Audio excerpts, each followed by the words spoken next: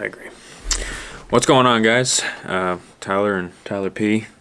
Back with another episode, Talking RC. We just got a couple updates for you this week, as usual, here at Madness. First up, I did post up some dates and stuff for the drag racing. Talk about that for a little minute here. So if you follow our Facebook page, if you don't, you should go follow it because we post a lot of helpful day-to-day information on there. But as far as drag racing goes, we're going to do pretty much just Saturdays. I have scheduled racing events. We'll probably set it up a lot of Saturdays, but those dates are official ones that I will definitely have the tree set up and stuff like that. So this Saturday is going to be the first meetup for the season. That is the 13th, I believe. Whenever you're watching this, May 13th, will be the first meetup. We'll set up the tree. We're going to be only running stock and the pro stock classes. We're not going to be doing the street eliminator stuff. Reason being is we kind of want to keep it friendly for all skill levels and all budgets. The street eliminator stuff, while it is really fun and cool, it was getting very expensive and very hard and fast. So are those like the hardcore carbon fiber cars? And yeah, it's basically the equivalent of like stock buggy racing opposed to four-wheel drive modified racing. Yeah. And probably even wider of a gap than that, to be honest, because they were spending whatever it was, a couple $1,000 on those cars, and they're doing somewhere in the 2-second mark at 132 feet.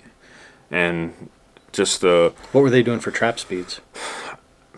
They're probably beaten now, but I think they were in the 80s.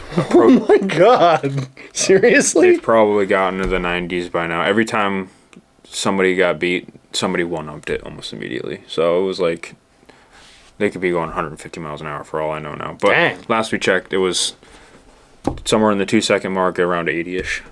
And 130 feet on a 2-cell battery. On a 2-cell? 2-cell, 2-wheel drive car. Anybody running parachutes? They do make them, but they weren't as... They were effective, but not like to the point where it was worth packing it in every time and like resetting it and stuff like packing a little Army Man chute.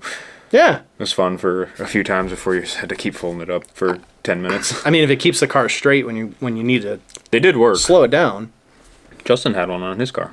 We played with it for a while. Really? Yeah, it was cool. But it added a good amount of weight and stuff to it, so it was not really worth the... when they're right on the edge of performance. But they do make them. They are cool. Sidebar there. But yeah, the street eliminator stuff, they are still having events for that, just not doing it here. They have a schedule for that, I think, on the RNS racing page, I think that is. Cody and them, he has a whole schedule up for that. But we're just going to stick to Saturdays, so their events are on Sundays, so really no conflicting. And we're going to do the stock and the pro stock. Essentially, stock classes, like you can only change the tires and the gearing in the car, and that's like your drag slash DR10, the low C car.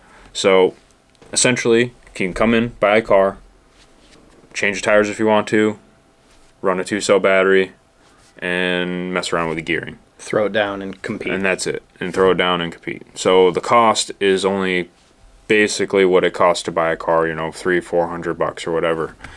And you can run and compete with us. And then this pro stock class is really the same thing, as far as I understand, it's as the street eliminator, but you have to run the Traxxas Valenian setup. So it's just severely limited the motor and the speed control, the power output.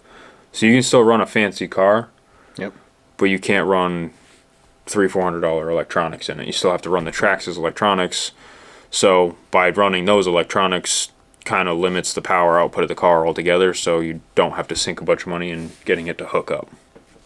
So our idea for that is more of not so much cater towards the super high-end people of racing, which they're still welcome to come use the track, but to more get new people involved with drag racing, and if they want to progress into that, then they can go race on the Sundays with those guys, but more just give them a space to...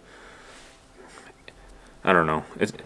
It's hard when you see all these guys running these $2,000 cars going 100 miles an hour of a guy that just walks off the street, walks over there and sees these things. It's like even me, I know what they are, and I walk over there, I'm like, holy crap, that thing is ridiculously fast. Right. And it's like, I'm like, I can't even compete, and I more or less have an unlimited budget and whatever I want to get, and I'm like, I can't even do that. You need I think any version of this hobby needs like an accessible entry level version. Right. That you can go to the hobby shop, pick something up, and then go compete and have fun and be part of, whatever the thing is. That's what we're looking to do. So like you to your illustration earlier, it wouldn't be 4-wheel drive modified in here on the carpet or on the Astro. It'd be 2-wheel stock. Yeah. The cost is a little bit more controlled. There's a lot less variables. It's not nearly as intimidating to watch.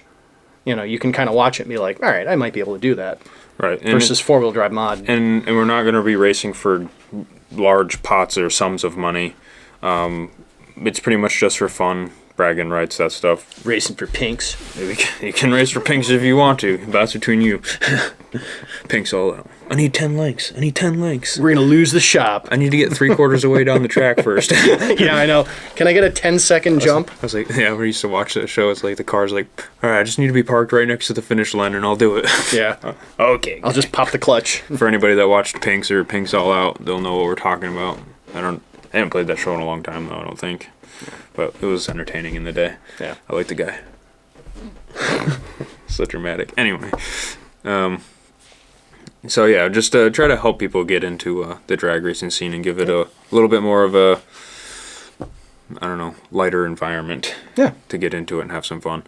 So that's the drag racing scene. Again, check the Facebook page and our events page. I got the dates up on there. It's like probably 5-6 Saturdays of official racing, but like I said, if a crew guy want to come down and run the tree, we'll set the tree up. It's not a big deal. Aside from that, going to circle back to the beef race. We got a little bit of news in that department. The buggy has been built. I don't know.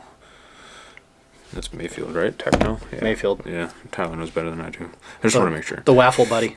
So Ryan Mayfield has built a Techno buggy to give away, or excuse me, not give away. We're going to raffle it off and then give the money towards Beef's charity. So raffling it off to give it away kind of deal. So we're selling raffle tickets for the car. He built it. It's painted in his paint scheme with his setup and all the electronics, everything he runs. So basically, an identical version of the car that he runs, brand new, fresh, getting raffled off. I have a picture on here. I'd show it on here, but I don't think it'll show up. But it's his car, so you can just look it up, the same paint and everything. Yeah, it looks gorgeous. It's pretty awesome. So that's getting sent for the beef race. I will be doing an updated flyer as more sponsors tag along, but that is official. I have a picture from Tom Bishop, who's been putting in the time on this race too, so shout out to Tom. Shout out to Tom for everything. He helps out a lot with everything, even Friday nights, been making hamburgers and stuff. He's a good guy. Great way to make friends. Yeah, just make some cheeseburgers. So yeah, that's pretty awesome. Shout out to Techno and Mayfield over there. Awesome. I really appreciate it. This is probably an insane idea, but I wonder if it'd be possible to reach out to him and see if he would do a guest spot. Like show up here? Not show up, but like, hey, do a, I don't know, it wouldn't be on Zoom, but like whatever just do like a here, like a picture-in-picture kind of deal? Yeah, with the two of us. It basically is a way of we are pretty famous. So. Thanking him for what he's doing, and use it as a chance to interview him in kind of a relaxed setting.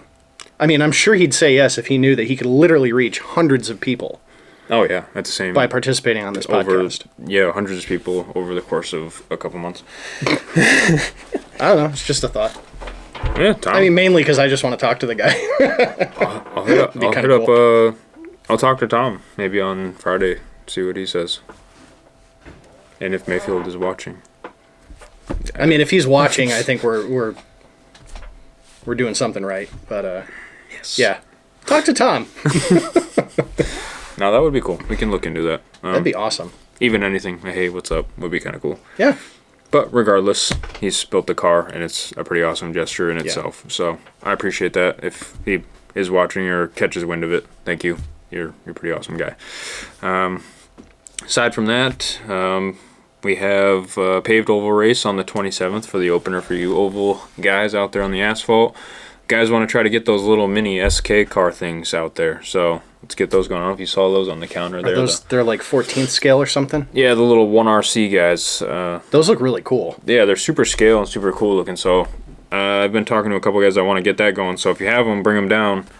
Whether you guys want to run the full circle or set a smaller one up inside, I have no idea. But I am definitely down to run those cars. So bring them down. It'd be a cool little video nonetheless because they look super scale. Yeah, they do. So again, an accessible, easy to, entry level class for the it's like for that, part of the hobby. 220 ready to rip all together. Throw it on the track. Pretty quick? I think they zip around pretty good. I mean, I was watching one over here. I don't know if he had it on.